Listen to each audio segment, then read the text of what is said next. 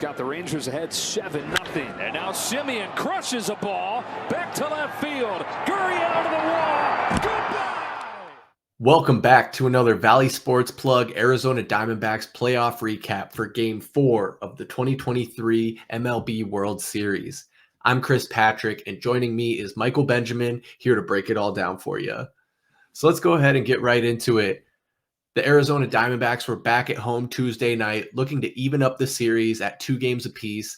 A bullpen game for both teams, with Joe Mantiply getting the start for the Snakes and Drew Haney for the Rangers. Mantiply was only able to last 1 1/3 innings, while his counterpart Haney went 5 strong, also only allowing 1 run. And this shaky D-backs bullpen was the real story in this game. But let's take an expedited look at how the scoring went down in this one. The Texas Rangers score 5 runs in the top of the second, which featured a Miguel Castro wild pitch, a Marcus Semien triple to left, and a signature Corey Seager home run 431 feet to center field. Oh man. In the third, the Rangers score an additional 5 runs, a Travis Janikowski double to right, and a 3-run home run by Marcus Semien blew this game wide open to score 10-0 at the end of the third inning. And you might be asking yourself, who is Travis Janikowski? And that's a fantastic question. He's the outfielder who replaced the injured Adolis Garcia. Guess it's out of the frying pan and into the fryer for the Diamondbacks. In the bottom of the fourth, Gabriel Moreno scores a consolation run off a Lourdes Gurriel sac fly to right.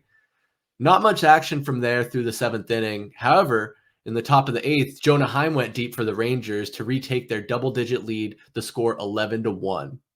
With their back against the wall, the D-backs fight back in the 8th and 9th, scoring an impressive 6 runs in a comeback attempt. Corbin Carroll scored off a Tommy Pham sac fly. Gurriel snuck in a 3-run home run just 382 feet to left, and the young blood Jordan Lawler and Geraldo Perdomo came home off a Gabriel Moreno single in the 9th. Unfortunately, the Rangers' lead was just too much to overcome in this one, and the final score was 11-7 Texas, and the Rangers are now just 1 game away from taking it all, which means the Diamondbacks will now have to win 3 straight, including 2 on the road, to win this World Series. I mean, we've seen crazier things happen in sports, but it's not hard to feel demoralized after a game like that. I mean, Mike, what did you think of the Diamondbacks' performance in Game 4? Chris, I was getting major flashbacks tonight, man. I took my nieces trick-or-treating around my folks' old neighborhood, and there was a block party basically on each street playing the game. But that was it as far as fond memories. What in the world was that display tonight? And here's the deal. The chickens eventually come home to roost. Not having a solidified 4th starter was an issue down the stretch of this season. Sure, you could say the Rangers did the same, but Andrew Haney gives them 5 innings. Is there a reason you can't start Ryan Nelson? I know he got 5 1/3 probably because the game was out of hand, but maybe he gives you 3 innings early? I don't know. I also feel like this was one of those classic trap games. We hear that Garcia's out for the rest of the series, and we were asleep at the wheel, while all the Rangers did was rally together and dominate. Also, can we please stop throwing to Seager? Is that an option? But it's tough, man, because they had the guys step up when they needed it, and we're by far just falling flat at the moment. I mean, Marcus Semien has had a horrible postseason, and he comes out godly tonight. And I know you're stuck between a rock and a hard place because you have to throw Castro, but like I said, the chickens come home to roost. It's not over yet, but there aren't any more moral victories at this point for still fighting within games. And we have to break some narratives. We either have to score first or beat this team at our own place, because they were perfect 10-0 this postseason on the road. The good thing is the Rangers did lose all their home games last series, but we have to take this one step at a time, and Zach has to be the best he's ever been tomorrow. And then we pray for the best from there. But that's all I got, Chris. What'd you see tonight?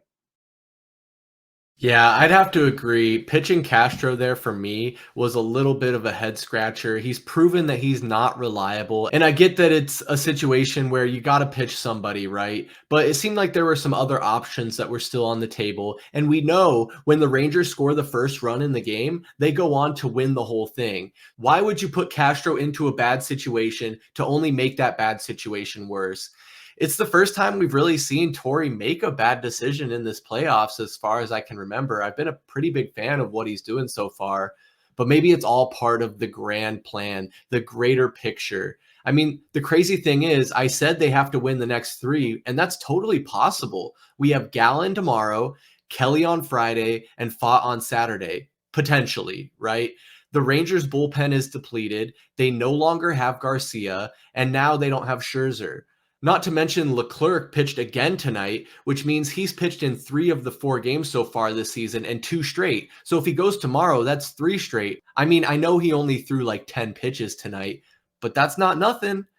So I would hate to be giving up on this team now when there's still so much potential there. It's baseball, it's game to game, and the way this Diamondbacks team has fought and never given up, I really don't think it's that crazy that they could come back in this one. And we'll just have to see. It all starts Game 5 of the World Series, which will be played on Wednesday, November 1st in Phoenix at Chase Field. First pitch scheduled for 5:03 p.m. Arizona time. We're going to keep bringing you a recap of every single Diamondbacks game through the remainder of the postseason. So make sure you subscribe right here on YouTube and set those notifications so you can stay up to date with all the Valley Sports and Arizona Diamondbacks action. For Michael Benjamin, I'm Chris Patrick. We'll see you next time. Peace.